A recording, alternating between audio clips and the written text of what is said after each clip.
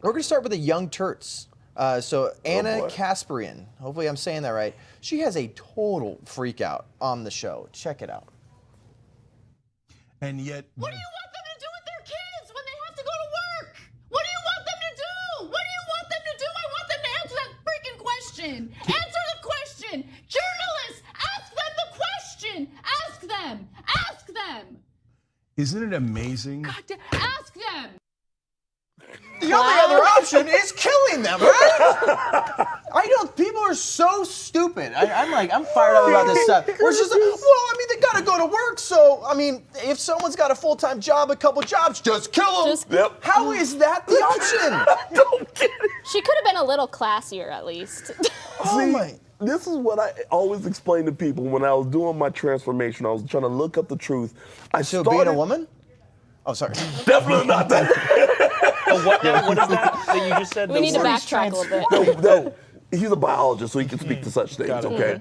But what I was doing, I was looking up everything, and I was like, okay, left to right, let's see what's going on. I started with the Young Turks, and I was like, as a leftist, I was like, goodness gracious, these people are unhinged. Yeah. They're unhinged. Yeah. So that's what, like, when I watch that, I get frustrated, obviously, but at the same time, I'm like, let's go plaster that on every TV in America. Right? Yes. Like that, there's no better person who makes an argument for conservative values better than people like that, people like Congresswoman AOC. Yes. Like, I love it. Like, the more she talks, the better my arguments look. Exactly, because that's the depth of their arguing. They resort to yelling, they resort to calling us racists and all of these names, and that's as deep as their arguments go. And so that just gives us so much more leverage to combat everything that's going on, and especially in regards to abortion, something so serious. It's like, is that really as deep as their argument is going to go? Is they're just going to resort to yelling and name-calling and flipping a lid on live TV? I don't know. Well, that's why I think this is a total cult. And then you got some cult leaders like VP Harris, and all of a sudden just becomes like they are one of the leaders. They are a pastor for the pro-choice church. This is what she had to say. Well, we say, how dare they? How dare they tell a woman what she can do and cannot do with her own body? How dare they? How dare they try to stop her from determining her own future? How dare they try to deny women? 5. Count as 5. How dare they? How dare they? Yeah. Well, there was a significance of the passage of that time. It's funny how they always resort to that, that whole Southern Baptist vibe whenever they go out there and talk to these people, like Hillary Clinton. I wasn't always tired. I've gone too far. Like, shut up. Goodness gracious. I feel like there's just easy rebuttals for this. How dare you tell us what the value of a person is? How dare you say that the only option is to kill somebody if it's some sort of inconvenience because you got work and you're not sure about your community and you might not be with the person you had sex with. And then obviously, once again, too, we do have a episode coming out soon just talking about how you can have these conversations. Obviously, less than a percentage is from incest and rape. And we don't devalue that at all. That's an absolutely traumatic experience. Like less than 1% of abortions are because of incest and rape. So over 99% are just because it's an inconvenience. That's it. That's it. And then how dare someone like this, a leader of the free world, saying that, you know what, I'm going to determine what the value of a kid is and go ahead and just kill it if it's just an inconvenience to you. Yeah. All right, so no uterus, no opinion. Here we go. Obviously Madison's going to be the only one that can talk about this next one. Did you just assume? I'm pretty sure Yeah, did you Madison... assume Stephen my and I- gender, John? You're a bigot. Yeah. Her She gender. told me she, her before the show. You got me. But For those of clearly... people who don't know, we do have pronoun name tags everywhere around the office. it. Everyone Oh, has yeah. it, and we all yeah. wear them as signs on We our started heads. that trend, actually. We did. Yeah. All right, well, check out this stat.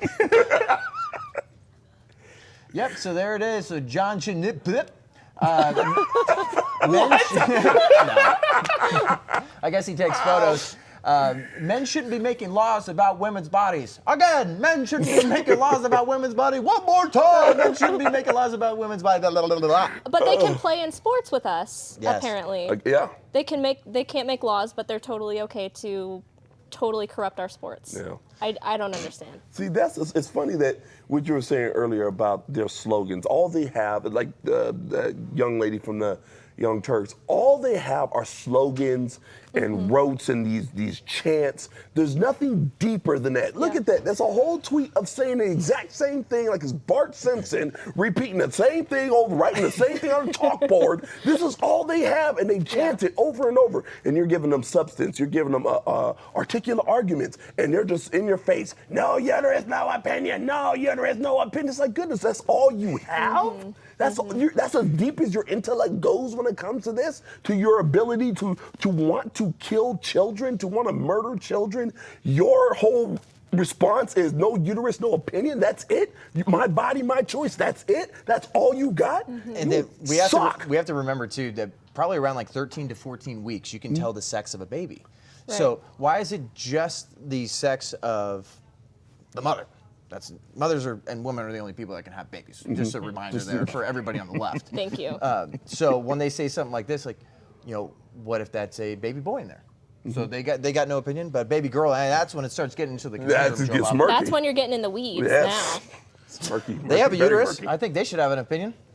So I actually am I'm mostly serious here. How come some of the more hilarious or younger millennial type congresspeople, like Congressman Matt Gaetz, I think it would be totally on brand for him to say, I'm Matilda Gaetz now. I can talk about all this I want. Yes. And now, if you disagree with him, you're a bigot. And he it. can participate. And obviously, everybody knows that he's not going to actually transition. But just for show and understanding meme culture and the way things go, I feel like he'd be ripe to do that sort of thing. Once again, too, this is just creating a culture of weak men. Yeah. You have a bunch of men that say, this is none of my business at all about the murder of innocent lives. Now we're gonna stay out of this, and if we continue going through this cycle, we continually have weak men in society. We're gonna have a weak culture, and we're going downhill with tweets like this. But this is an oxymoron, everybody. A pro-choice pastor. Yep. Oh, yeah. Oh, boy. Pro-choice and pastors should never go along. No. Nope. But we got a pro-choice pastor in Raphael Warnock. This is what he tweeted. So as a pro-choice pastor, that's a tough start, brother. I've always believed that a patient's room is way too small for a woman, her doctor, and the United States government. I'll always fight to protect a woman's right to choose, and that will never change. Pick up the Bible. Congressman right here, Raphael Warnock. He's a senator. He's Senator, the senator that won in Georgia. Yeah. As a little person NBA superstar myself, I can tell you that nothing I tell you is going to be, that's where the joke ends. Sorry. I don't know. But this is something I say when it comes to, this guy. Oh, my goodness, this guy's ridiculous. But if you're a pastor, you're not pro-choice. And if you're pro-choice, you're not a pastor. It's that simple. And you got to be very careful when it comes to wolves in sheep's clothing, because they come very articulate, very well-dressed, very well-spoken, and they will charm the heck out of you. They will charm you to hell is what they will do. So you got to be very careful when it comes to individuals like this.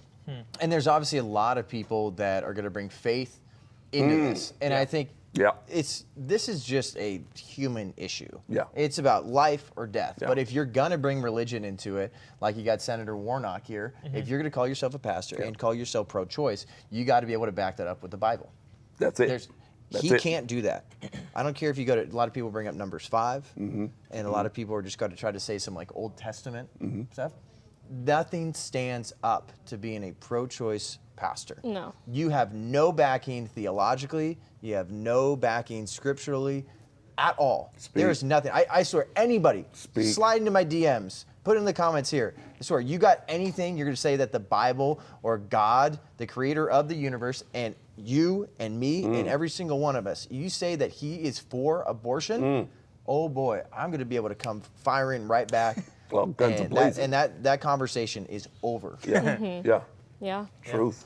Thank you for your time. Senator Elizabeth Warren also was caught yelling and screaming. Senator Pocahontas. Yeah, Lyle Watson. I like Pocahontas because it's like fake. No, that's good. That's good, Joe. Yes. Let's see how it went. Oh, no. Across this country, red states and blue states, old people and young people, want Roe versus Wade to maintain as the law of the land. We need to do that. And we have a right. Extremists, we've heard enough from the extremists. And we're tired of it. So this is actually, I'm glad we played this clip, because there's some other clips of her going just buck wild. Yes. And Yes. But she actually, so this is I feel like a point that I feel like a lot of conservatives need to be prepared for when they're in actual conversations. This idea of the polling that 70% of Americans agree that Roe versus Wade should stay in place. I would be willing to bet, because that's actually a real poll. But in these partisan polls, the way that they ask the question is, do you think there should be no more abortions whatsoever at any point? Here's the thing, that's not what Roe versus Wade is. And I would guarantee you, if you asked people and they understood the ramifications of what Roe versus Wade did, which is bring it back to the states, they would be like, oh, yeah, that seems fine. And those numbers would flip. I guarantee you. That's a talking point that they've been using a lot, and it is factually true, but just understand how they're spinning it and be prepared to fight back when it does come up in whatever conversation you're going to have. Because this kind of stuff should terrify people if you just have the federal government that can tell you what you need to do. They just, that overarching power, just think about if that was like fully implemented during the COVID times. I mean, there was, obviously you had places like Florida, the free state of Florida was great. It's totally different from California, from New York. Texas was different than other states. Like, there is power in your state, and that's why these local elections are so important. And that's what I think a lot of people are going to find out this year.